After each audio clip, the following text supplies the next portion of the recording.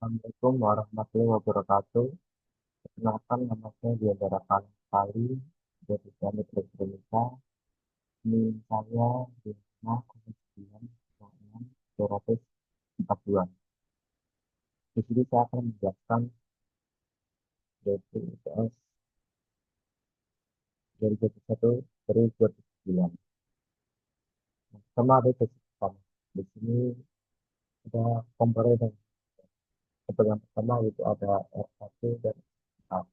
Di sini fungsi sebagai pembatas arus di satu terbakar. Ada R2 dan R3. Ini resistor bias basis transistor 1 dan 2 berfungsi mengatur arus berbasis transistor satu plus satu saklar. Terus ada C1 dan C2. Ini kapasitor elektrolit yang berfungsi untuk menentukan lamanya LED atau periode kedua. Nilai kapasitor menemukan kecepatan flip-flopnya. Terus ada Q1 dan Q2.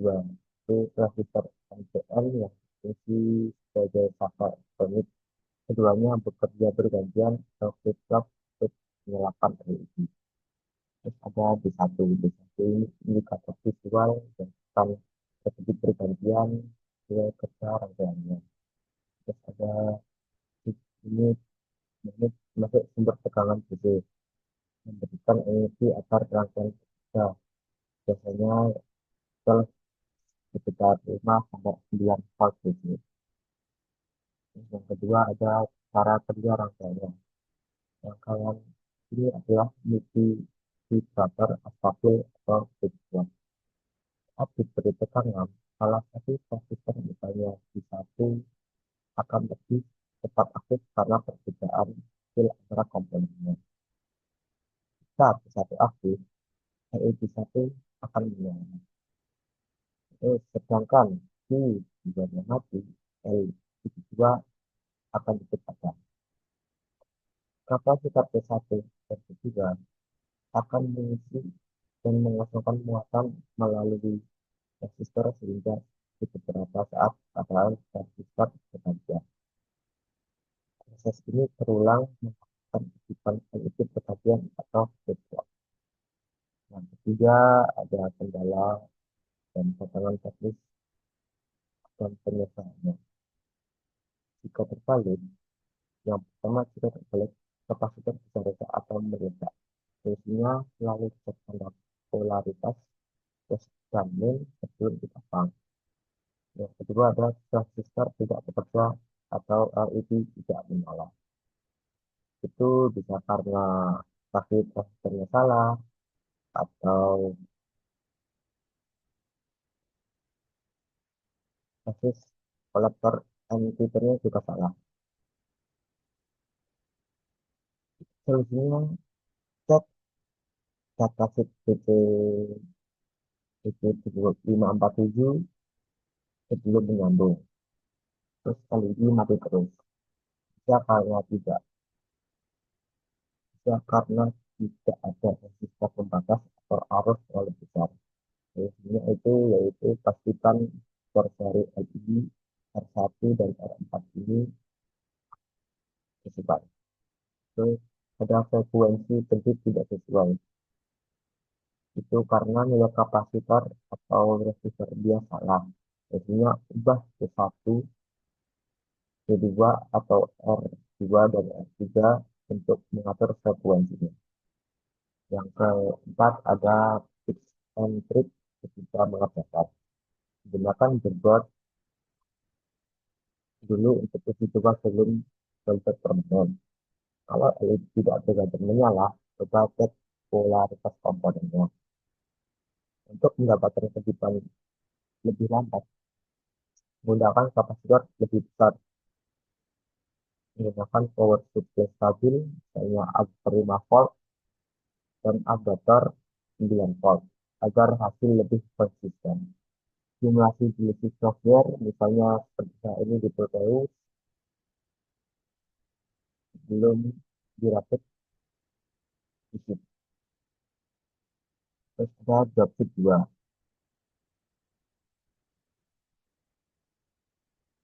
Yang pertama, komponen dan fungsinya. Ada F1 desain. Ini sumber tekanan AC atau simulasi PLN. Terus ada CR1. Ini menurunkan tegangan AC dari sumber ke level lebih rendah. Misal dari 220 volt AC ke 12 volt DC. AC. Terus ada BRI1. Ini mengarahkan tekanan AC menjadi tekanan DC P1. Terus ada C4. C4 ini adalah kapasitor filter, yaitu mengurangi ripple pada hasil penyearahan. Terus ada U1. U1 ini regulator tegangan menstabilkan output menjadi 12 volt DC tetap. Ada C3. C3 ini kapasitor bypass atau filter tambahan untuk mengurangi noise dan menjaga kestabilan regulator. Terus ada C2. C2 ini fungsi sama C3, yaitu kapasitor bypass atau filter tambahan untuk mengurangi noise dan menjaga kestabilan regulator. Terus ada P1. P1 ini kapasitor output untuk meredam gangguan frekuensi tinggi. Terus ada R1. R1 ini resistor pembatas arus untuk LED. Terus ada D1. D1 ini indikator bahwa rangkaian bekerja, yaitu outputnya 12 watt tersedia. Terus cara kerja rangkaiannya. AC input dari F1 masuk ke CR1. Transformator menurunkan tekanan AC sesuai kebutuhan, misalnya 220 volt menjadi 12 volt. CR1 ini mengubah tegangan AC menjadi DC P1. Kapasitor C4 meratakan tegangan DC dengan cara menyimpan muatan dan melepas saat tekanan turun. Terus ada regulator 7812 atau U1. Satu, satu ini. Itu menstabilkan tegangan akan tetap 12 volt meskipun ada perubahan tekan. Terus C1, C2, C3, dan C1 itu memberikan filter tambahan untuk mengurangi ripple dan noise frekuensi tinggi. Terus ada resistor R1 plus LED D1 sebagai indikator bahwa output 12 volt bekerja dengan baik. Ada kendala dan tegangan teknis dari solusi.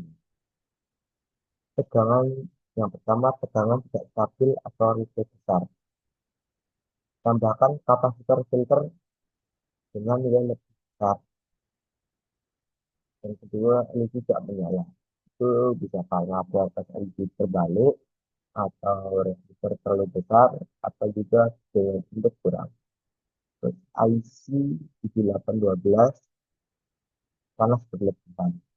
Pasang heatsink pada IC atau gunakan regulator switching bila arus yang dibutuhkan besar. Simulasi tidak berjalan di Proteus.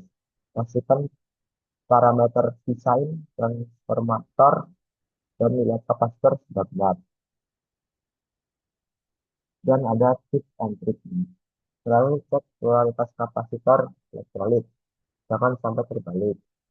Gunakan multimeter virtual di Proteus untuk memastikan output sudah menjadi 12 volt. Kalau ingin output lebih halus, bisa tambahkan kapasitor elektro lebih besar setengah regulator. Untuk beban lebih besar, gunakan IC regulator seri 78X sesuai kebutuhan. Misal 7805 untuk 5 volt. Simulasikan dengan beban variatif atau resistor atau motor DC agar tahu kestabilan output.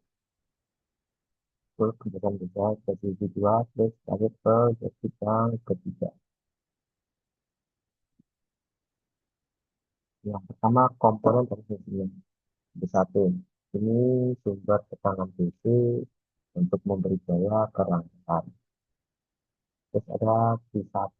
Satu ini transistor NPN berfungsi sebagai penguat amplifier dan elemen aktif dalam osilator.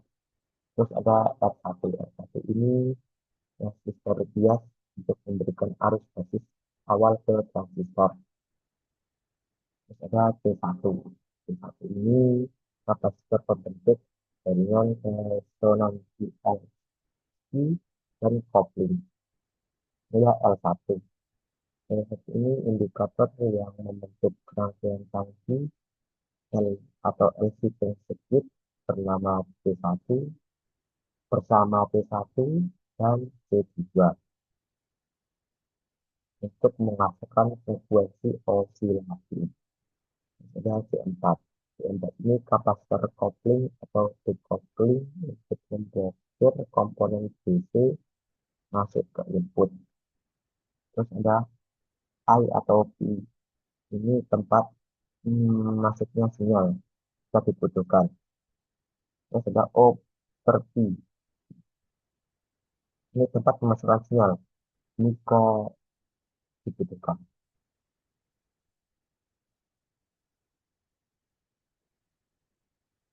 Terus ada cara kerja rangkaian ini. Tegangan DC 12 volt dari D1 menyalakan transistor R1 dan R2 memberikan bias pada baris transistor agar bekerja pada mode aktif. L1, C1, dan C2 ini membentuk rangkaian tangki atau LC tank circuit yang menentukan frekuensi osilasi. Transistor Q1 berfungsi memperkuat sinyal yang berosilasi sehingga tidak meredam tetapi terus berulang atau sustain. Ada C3 dan C4. Ini berfungsi sebagai kopling atau decoupling untuk menjaga kestabilan dan memisahkan DC dari sinyal AC. Sinyal, sinyal keluaran atau AC osilasi dapat diambil dari O per V, O per V untuk digunakan lebih lanjut.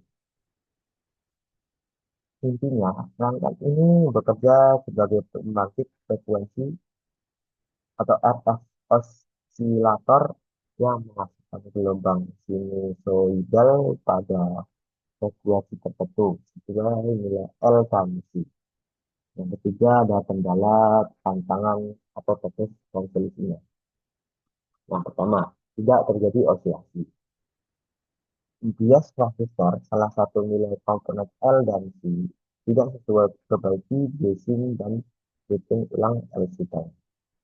Yang kedua, frekuensi tidak stabil. Itu bisa karena kapasitor atau indikator batas rendah itu bisa gunakan komponen posisi atau NP0 kapasitor dan indikator yang berkualitas. Yang ketiga ada transistor tepat panas. Itu karena arus berlebihan. Solusinya tambahkan resistor bias yang sesuai atau gunakan pendingin. Yang keempat ada output kecil atau lemah. Pastikan transistor bekerja pada mode aktif atau gunakan transistor RF dengan desain lebih besar. Yang harga terus angkutnya. Menggunakan komponen posisi, terutama kapasitor dan indikator, agar frekuensi osilasi stabil. Tambahkan decoupling kapasitor dengan sumber tegangan untuk mengurangi noise. Jika output ini lebih besar, gunakan buffer stage atau transistor tambahan. Hitung nilai L dan C-nya sesuai frekuensi yang diinginkan. Misalnya untuk kode FM sekitar 88 sampai 108 MHz, nilai LC harus disesuaikan. Simulasi Proteus kadang butuh initial condition atau trigger awal agar osilator sedikit gangguan. Misalnya sumber AC kecil agar osilasinya muncul. Itu penjelasan saya dari bagian ketiga. Terus lanjut ke yang keempat. Yang pertama ada komponen dan fungsinya.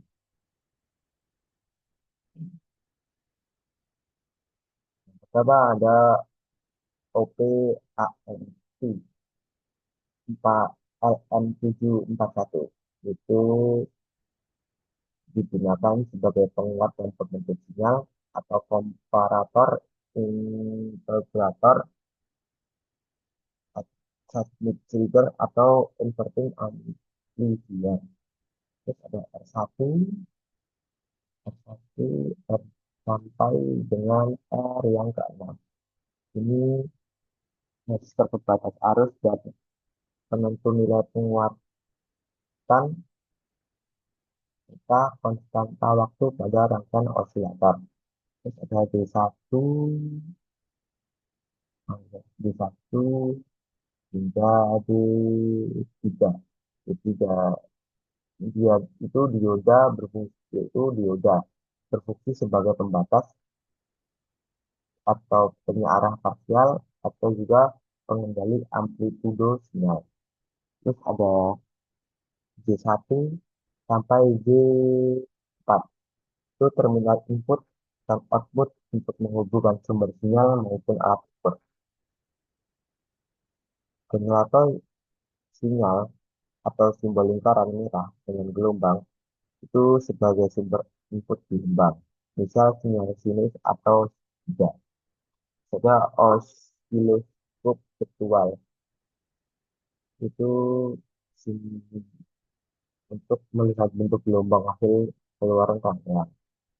Ada cara kerja rangkaiannya. Input dari generator masuk melalui resistor R1 atau yang ke R2 ke OPAMP WI1 dan WI2. WI1 dan WI2 dapat berfungsi sebagai komparator atau pembentuk gelombang dasar. Dioda D1 dan D2 membatasi tegangan tertentu sehingga gelombang bisa terbentuk kotak atau segitiga. Sinyal U1 dan U2 diteruskan ke U3. U3 memperkuat sinyal dengan menguatkan feedback melalui R5 dan R3.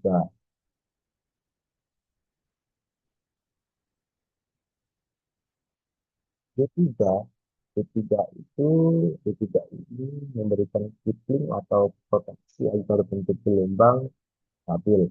Yang selanjutnya masuk ke U4. U4 yang bertindak sebagai penguat akhir. Feedback dari R6 menentukan besar tegangan output. Output dari rangkaian J2 kemudian ditampilkan pada osiloskop. Melihat beberapa bentuk gelombang, yaitu A, B, C, dan D. Jadi, rangkaian semua ini berfungsi sebagai pembangkit atau pembentuk gelombang atau waveform generator menggunakan OPAMP, dioda, dan resistor. Yang ketiga ada kendala dan tantangan teknis dan solusinya. OPAMP tidak bersoliasi atau output flat. Itu cek konfigurasi feedback atau resistor salah sambung atau nilai kurang tepat. Terus ada gelombang cacat atau tidak simetris. Itu bisa karena nilai resistor atau dioda tidak seimbang. Isinya yaitu sesuaikan R dan gunakan dioda tepat. Itu juga frekuensinya tinggi. Yang ketiga adalah simulasi PTO sudah jalan. Itu pastikan sumber input atau function generator diatur dengan frekuensi dan amplitudo yang sesuai. Keempat ada output terlalu kecil. Perbesar nilai resistor atau feedback R5 dan R6 agar gain lebih tinggi. Yang terakhir ada fix and trick.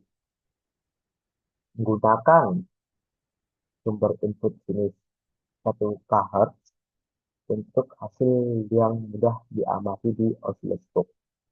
Sesuai nilai resistor feedback untuk mengontrol amplitude output Untuk hasil lebih stabil, ganti LM741 dengan OPAMP modern, misalnya LM358 atau TL082. Pastikan power supply OPAMP 12 volt atau kita 15 volt.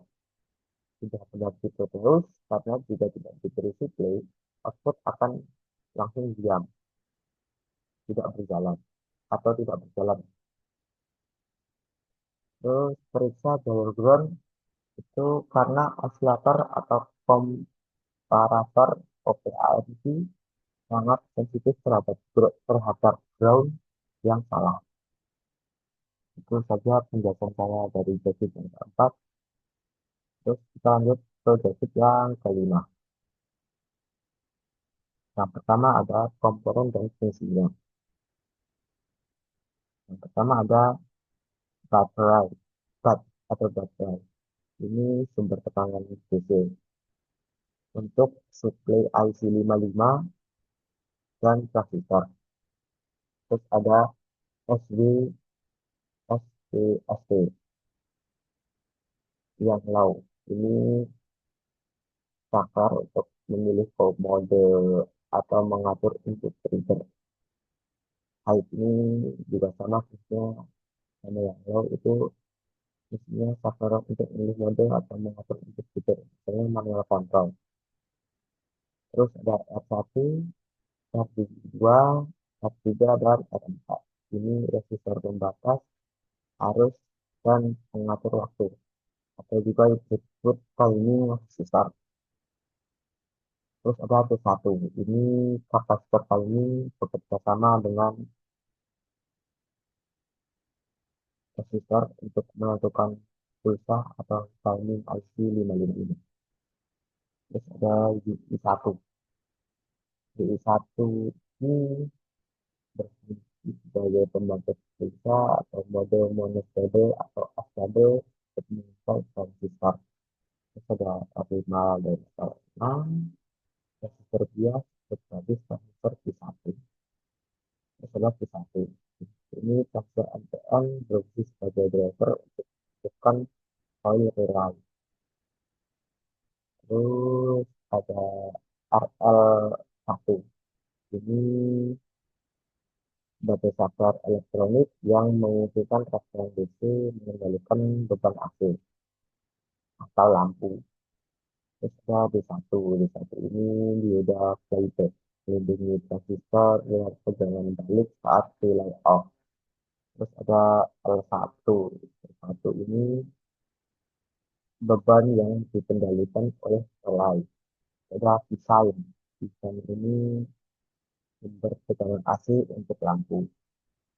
Terus saya ada yang kedua cara kerja rangkaiannya.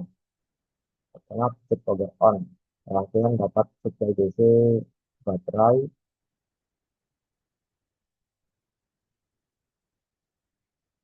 Terus ada saklar low dan high ini ditekan, memberikan trigger ke IC555. IC555 menghasilkan pulsa sesuai konfigurasi R dan C. R dan C. Pulsa output keluar dari pin 3. Sinyal dari IC555 masuk ke basis resistor Q1 melalui resistor R5. Q1 on, artinya on, harus mengalir melalui coil relay. Relay aktif dari RL1 menghubungkan sumber AC ke V-sign, ke lampu L1.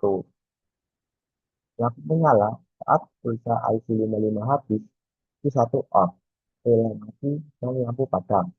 Q1 mencegah tegangan induksi balik dari coil relay merusak transistornya. Ininya, rangkaian semua ini berfungsi sebagai saklar elektronik otomatis untuk beban IC dengan kendali dari IC55. Yang ketiga ada kendala atau tantangan teknis dan solusinya. Yang pertama, relay tidak aktif. Itu bisa karena arus dari transistornya kurang. Solusinya itu ganti transistor dengan arus lebih besar, misalnya BB139, itu seperti sendiri ya. Terus ada lampu tidak menyala, mulai relay. Relay-nya aktif. Cek jaring AC, dipastikan Comnya no relay atau benar. Terus ada IC55 tidak menghasilkan bisa.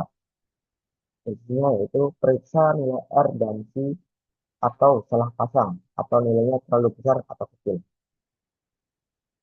Terus ada transfernya panas. Itu pasang resistor basis ya, sesuai dan jangan terlalu kecil atau pakai transistor dengan daya yang lebih besar. Terus ada dioda D1 lupa dipasang. Itu bisa menyebabkan transistor cepat rusak karena tegangan besi dari koil lain. Maka ada tips and triknya. Lalu gunakan dioda playback paralel dengan koil lain.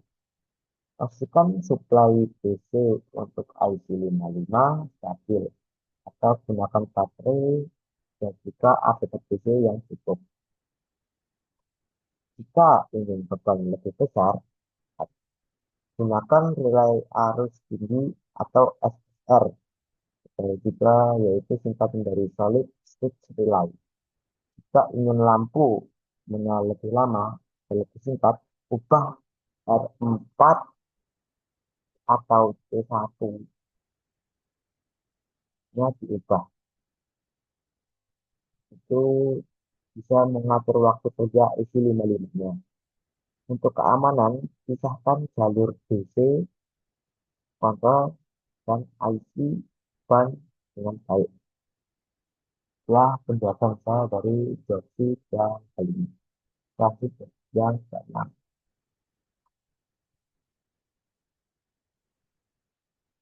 Yang pertama ada komponen dan fungsinya. Baterai satu,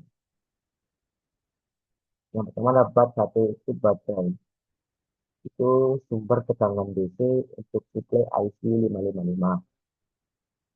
Terus ada R1, resistor pembatas arus yang ikut menentukan timing osilasi bersama R2 dan T1. Terus ada R2. R2 ini resistor timing bersama R1 dan T1 untuk menentukan frekuensi pulsa.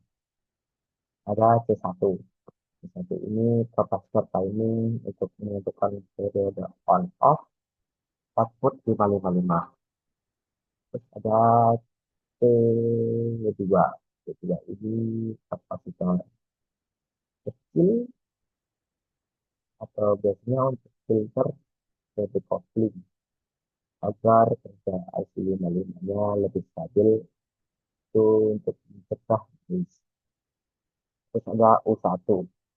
U1 ini komponen utama bekerja pada mode stable untuk menghasilkan timbang kotak periodik digit output atau digit juga. Ada R3. R3 ini komponen R3 ini resistor pembatas arus LED. Terus lagi I1. I1 ini komponen utama bekerja pada mode stable untuk menghasilkan gelombang kotak periodik digit output. Terus ada D1. D1 ini LED indikator yang akan terkedip sesuai sinyal arus untuk LED. Satu. Ada R4. R4 ini isinya sama-sama dengan R3, yaitu resistor pembatas arus untuk LED yang satunya. Dan ada D2. D2 ini sama persis sama D1, yaitu LED indikator kedua yang juga menyala atau mati yang bergantian, yaitu bergantian. Yang saya ada osiloskop ABCD. Ini MD4. Ini untuk mengukur bentuk gelombang atau square wave dari output IC5. Terus ada cara kerja rangkaian hubungan. Ketika diberi suplai 9 volt IC55, bekerja dalam mode unstable atau multivibrator bebas. R1, R2, dan C1 menentukan waktu charge dan discharge kapasitor. Saat kapasitor mengisi, output IC55 berada pada logika high, LED 1 menyala. Saat kapasitor membuang muatan, output menjadi low dan LED 2-nya yang menyala. Proses ini berulang terus-menerus hingga kedua LED akan berkedip secara bergantian. Yang, yang ketiga ada kendala tantangan teknis dan penyesuaiannya. Yang pertama, LED tidak menyala. Itu bisa karena resistor terlalu besar atau LED tidak atau LED-nya terbalik. Fungsinya yaitu cek orientasi alga atau kerja LED-nya. Terus yang kedua ada tidak ada osilasi atau output flash. Itu biasanya salah sambungan pada pin IC555 yaitu di pin 2, pin 6, dan pin yang 7. Ini semuanya harus benar. Yang ketiga ada frekuensi terlalu cepat atau lambat. Nilai R dan C kurang sesuai. Jadi, solusinya sesuaikan R2 dan C1 agar sesuai kebutuhannya. Yang ketiga, yang keempat ada noise mengganggu bentuk gelombang. Tambahkan kapasitor fungsinya yaitu tambahkan kapasitor kecil seperti C2 ke ground untuk stabilisasi. Yang terakhir ada tips and tricks. Gunakan breadboard dulu eksperimen sebelum dipasang permanen. Jika ingin LED berkedip lebih lambat, perbesar nilai R2 dan C1. Jika ingin LED berkedip lebih cepat, perkecil nilai R2 dan C1. Untuk beban lebih besar, misalnya motor atau lampu, gunakan transistor atau relay sebagai driver dari output IC555. Gunakan oscilloscope seperti pada rangkaian ini untuk memverifikasi titik lubang yang dilakukan. Dan itu penjelasan saya dari bab yang keenam. Saya lanjutkan ke bab yang ketujuh. Yang pertama ada komponen dan ion. Yang pertama ini adalah Arduino Uno. Ini mikrokontroler utama yang mengontrol seluruh dan berdasarkan program. Terus ada HC SR04. Ini mengukur jarak objek dengan memancarkan gelombang ultrasonik dan menghitung waktu panggilan. Terus ada LCD 16x2. Ini menampilkan hasil pengukuran jarak secara digital. Pin SPA dan ACL terhubung ke Arduino untuk komunikasi 12C. Ada LED warna warna hijau, kuning, dan merah. Ini sebagai indikator jarak saja. Terus ada resistor seri LED, itu membatasi arus agar LED tidak terbakar. Ada buzzer, buzzer itu yakni berfungsi memberi alarm dini jika objek terlalu dekat. Terus ada kabel breadboard dan kabel breadboard ini dan kabel jumper. Ini media perakitan tanpa soldering. Terus ada sumber daya atau USB Arduino atau adapter. Ini disediakan tegangan 5 volt untuk Arduino dan rangkaiannya. Terus yang kedua adalah cara kerja rangkaiannya. HC SR App ini mengukur jarak objek di depannya. Arduino mengirim perintah ke pin trik, sensor mengatakan ultrasonic. Pantulan diterima oleh pin echo. Arduino menghitung waktu pantulan, dikonversi menjadi jarak atau sentimeter. Hasil jarak ditampilkan di LCD 16 kali 2. Arduino menyalakan indikator sesuai jarak. Jika jarak lebih besar 50 cm, LED hijau menyala. Jika jarak 20-50 cm, LED kuning menyala. Jika jarak kurang dari 20 cm, LED merah plus buzzer menyala. Proses ini berjalan terus-menerus secara real time. Yang ketiga ada kendala atau tantangan teknis dan penyelesaiannya. Yang pertama, sensor HC-SR04 tidak membaca. Itu bisa karena salah pin trik atau echo. Fungsinya shift wiring sesuai program. Yang kedua, LCD tidak menampilkan teks. Alamat 12C LCD salah. Solusinya menggunakan program scan 12C untuk mengetahui alamat sebenarnya. Terus buzzer bunyi secara terus-menerus. Itu karena logika program salah. Terusnya yaitu upper buzzer hanya aktif ketika jarak lebih besar, lebih kecil. Terus hold tertentu. Terus ada LED tidak menyala. Salah satu, yaitu salah satu kualitas atau resistor terlalu besar. Cek sambungan anoda atau katoda LED-nya. Terus yang sama ada noise pada pengukuran. Itu kadang sensor ultrasonic tidak stabil. Biasanya gunakan fungsi averaging atau ambil rata-rata dari beberapa pembacaan. Atau menurut saya itu tips and triknya. Gunakan power supply stabil atau 5 volt agar sensor dan LCD tidak error. Gunakan library listrik kristal atau 12C untuk memudahkan pemrograman LCD. Rapikan kabel pada breadboard untuk menghindari salah sambung. Jika ingin lebih akurat, lakukan kalibrasi jarak dengan index untuk memastikan hasil pembacaan dengan benar. Bisa tambahkan nilai kecil 50 sampai 100 ms agar pembacaan lebih stabil dan tidak fit dengan cepat.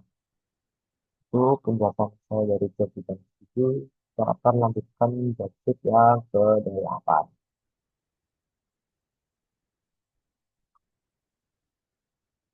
Nah, pertama ada komponen dan fungsinya. Yang pertama Arduino Uno.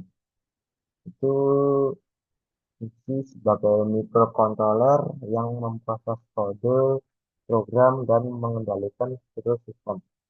Arduino akan mengirim data ke IC 74 HC595 untuk ditampilkan pada 7 segment. Terus yang kedua ada IC 74HC595 atau shift register. Itu fungsinya sebagai penambah jumlah pin output dari Arduino. Karena Arduino memiliki jumlah pin yang terbatas, IC ini digunakan untuk mengendalikan lebih banyak segmen pada segmen dengan hanya menggunakan beberapa pin dari Arduino saja. Terus yang ketiga ada segmen display. Itu berfungsi sebagai media tampilan angka. Setiap segmen memiliki tiga segmen A, begitu juga A, B, C, D, E, F, G. Dan sedikit yang dapat dikombinasikan untuk menampilkan angka 0 sampai 9 saja. Yang keempat ada resistor. Itu fungsi sebagai pembatas arus yang masuk ke setiap segmen pada satu segmen. Ini penting untuk mencegah kerusakan pada satu segmen akibat arus yang berlebihan. Yang kelima ada billboard. Itu sebagai tempat pengendara untuk serangkaian elektronik tanpa perlu menyewa. Itu bisa memudahkan dalam melakukan eksperimen dan perubahan pada rasa. Terakhir ada kabel jumper. Itu berfungsi sebagai penghubung antara komponen-komponen dalam rangkaiannya. Juga ada cara kerja rangkaiannya. Pertama, Arduino Uno memproses kode program yang telah diubah. Program ini berfungsi untuk menambahkan angka-angka tertentu pada satu segmen. Yang kedua, data angka akan ditambahkan dikirimkan pada Arduino ke IC 74H555, yaitu jalur serial. Biasanya menggunakan batin, yaitu data, clock, dan latch. Yang ketiga ada IC 74H555. Itu menerima data serial dari Arduino dan mengubahnya menjadi data paralel. Data paralel mengendalikan segmen pada segmen. Yang keempat yaitu segmen pada segmen akan menyala sesuai dengan data yang diterima sehingga membentuk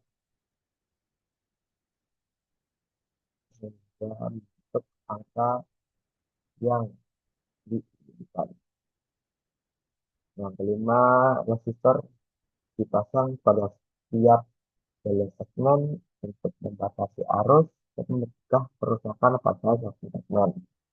Yang keenam, ada proses ini berulang secara terus untuk menghasilkan angka yang berubah-ubah sesuai dengan program yang dijalankan. Yang ketiga, ada kendala tantangan teknis dan cara mengatasinya. Yang pertama, jumlah pin Arduino terbatas. Versinya itu menggunakan IC 74H595 untuk memperluas pin output.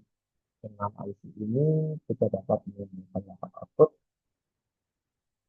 cukup untuk satu server segmen dengan menggunakan 3 pin dari Arduino saja. Kedua, ada server segmen tidak menyala. Itu periksa koneksi kabel, pastikan semua terhubung dengan dan pastikan resistor digunakan memiliki nilai yang sesuai. Nilai resistor yang terlalu besar akan menyebabkan segmen tidak menyala. Dan periksa kode program. Pastikan data yang dikirimkan ke IC 74H555 sudah benar. Yang ketiga ada segmen menyala tidak sesuai. Periksa kembali urutan pin pada segmen dan koneksinya ke IC 74H595. Pastikan kode program sudah sesuai dengan konfigurasi pin yang diinginkan. Yang terakhir ada tampilan angka tidak stabil atau berkedip. Pastikan suku daya atau power supply-nya stabil dan periksa koneksi kabel, pastikan tidak ada yang menyebar. Yang terakhir ada tips and trick dari saya. Yang pertama, silakan berbuat yang berkualitas. Berbuat yang lebih baik akan memberikan koneksi yang stabil dan memudahkan dalam mesin rangkaian. Yang kedua, perhatikan polaritas komponen. Beberapa komponen seperti LCD atau di dalam segmen memiliki polaritas. Pastikan memasangnya dengan benar. Atau juga anggap positif terhadap atau negatif. Yang ketiga, gunakan warna kabel yang berbeda. Ini akan memudahkan kalian dalam mengatur koneksi dan menghindari kesalahan pemasangan. Yang keempat, ada dokumentasikan rangkaian. Catat setiap koneksi dan konfigurasi pin yang digunakan.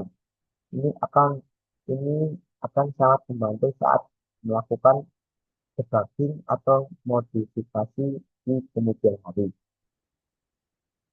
Yang kelima ada uji coba bertahap. Mulai dengan rangkaian yang sederhana atau misalnya hanya menampilkan satu angka pada satu segmen sebelum mengatakan fitur yang lebih kompleks. Yang terakhir dari saya itu manfaatkan library Arduino. Ada banyak library yang tersedia untuk memudahkan pengguna IC74HC595 dan 1.6. Manfaatkan library ini untuk mempercepat proses pengembangan. Nah, saja saja dari gadget yang kelihatan. Dan kita akan lanjut ke gadget yang ke-9, yaitu gadget yang terakhir. Karena ada komponen dan fungsinya. Satu yang pertama yaitu ESP32. Itu berfungsi sebagai mikrokontroler yang memproses data dari sensor, mengendalikan output, dan menjelaskan logika program. ESP32 memiliki kemampuan IC dan basic yang memungkinkan data dikirimkan secara mutable. Yang kedua adalah sensor DHT22. Itu berfungsi mengukur suhu dan kelembahan lingkungan. Data ini kemudian dikirimkan ke ESP32 untuk diproses dan ditampilkan. Yang ketiga ada sensor gas, yaitu berfungsi mendeteksi keberadaan gas tertentu di lingkungan, misalnya CO, LPG, atau gas lainnya tergantung jenis sensornya. Data ini digunakan untuk memantau kualitas udara dan memberikan peringatan jika terdeteksi gas berbahaya. Ada lampu lalu lintas. Ini ada LED berwarna merah, kuning, dan hijau. Itu berfungsi sebagai indikator visual yang memberikan informasi tentang kondisi lingkungan. Misalnya lampu merah menyala jika terdeteksi gas berbahaya, lampu kuning jika suhu terlalu tinggi, dan lampu hijau jika kondisinya sudah normal. Yang kelima ada buzzer. Itu berfungsi memberikan peringatan suara jika terdeteksi kondisi abnormal, misalnya terdeteksi gas berbahaya atau suhu terlalu tinggi. Terus ada LCD atau bisa disebut liquid crystal display. Itu berfungsi sehingga menampilkan data sensor atau suhu, kelembapan, konsentrasi gas, dan informasi lainnya secara visual. Terus ada shutdown atau shock converter. Itu berfungsi memberikan tegangan dari baterai 1865 ke tegangan yang sesuai untuk ESP32 dan komponen lainnya. Itu biasanya dikasih volt sekitar 3,3 volt atau 5 volt. Dan yang terakhir ada baterai 18605. Itu berfungsi sebagai sumber daya untuk seluruh rangkaiannya. Terus ada cara kerja langsung. Pertama, sensor DHT22 dan sensor gas secara terus-menerus mengukur suhu, kelembapan, dan konsentrasi gas di lingkungan. Yang kedua, data dari sensor dikirimkan ke ESP32. Nah, ESP32 ini memproses data sensor dan membandingkannya dengan nilai ambang batas yang salah. Ambang batas yang telah ditentukan dalam program. Jika data sensor melebihi atau kurang dari nilai ambang batas, ESP32 ini akan mengaktifkan output yang sesuai. Yang pertama, lampu lalu lintas akan menyala sesuai dengan kondisi yang terjadi. saya terjadi. Merah itu untuk berbahaya, kuning itu untuk suhu yang tinggi, hijau itu ketika suhu sudah menjadi normal. Yang kedua, buzzer akan berbunyi untuk memberikan peringatan suara. Yang terakhir ada LCD akan menampilkan data sensor dan informasi peringatan. Terus cara kejelasan step down itu memastikan bahwa ESP32 dan komponen lainnya mendapatkan tegangan yang sesuai dari baterainya. Terus ada kendala atau tantangan teknis dan cara mengatasinya. Yang pertama, data sensor tidak akurat. Itu pastikan sensor terkalibrasi dengan benar. Periksa penempatan sensor, pastikan tidak terpapar langsung sinar matahari atau sumber panas lainnya yang dapat mempengaruhi pengukuran. Gunakan rata-rata dari beberapa pendataan sensor, mengurangi noise, dan meningkatkan akurasi. Juga, PSP kita juga tidak terhubung ke Wi-Fi.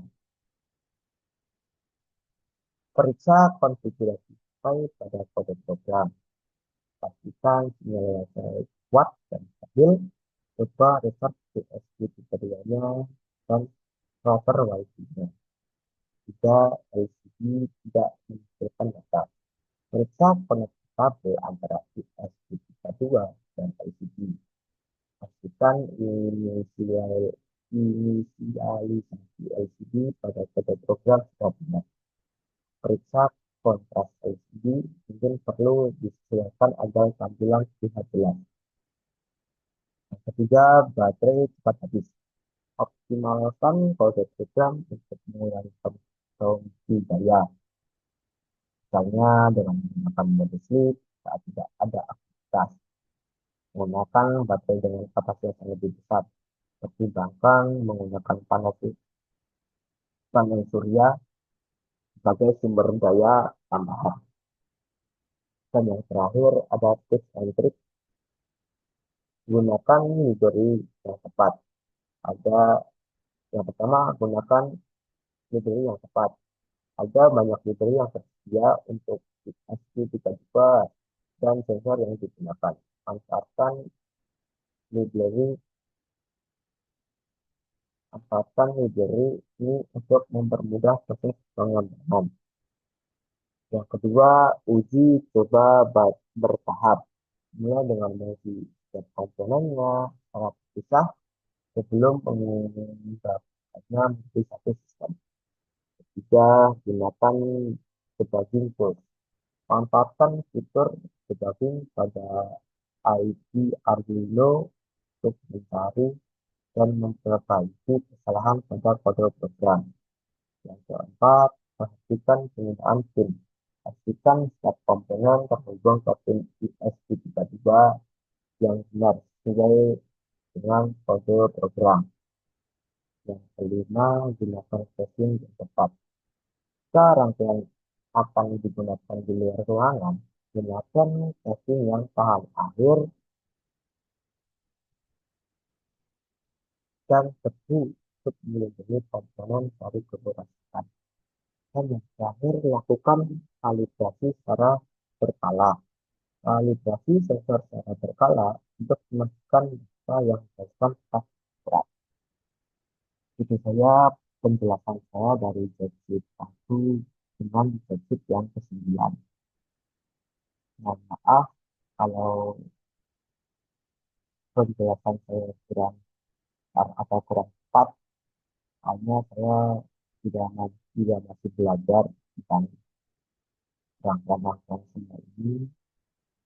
Saya meminta maaf sekali lagi apabila tidak ada salah kata dari penjelasan saya yang kurang tepat. Mohon dimaafkan. Sekian dari penjelasan saya. Saya Diandra Kanal Kali dari Prodi Elektronika NIM 25090642. Selamat undur diri. Wassalamualaikum warahmatullahi wabarakatuh.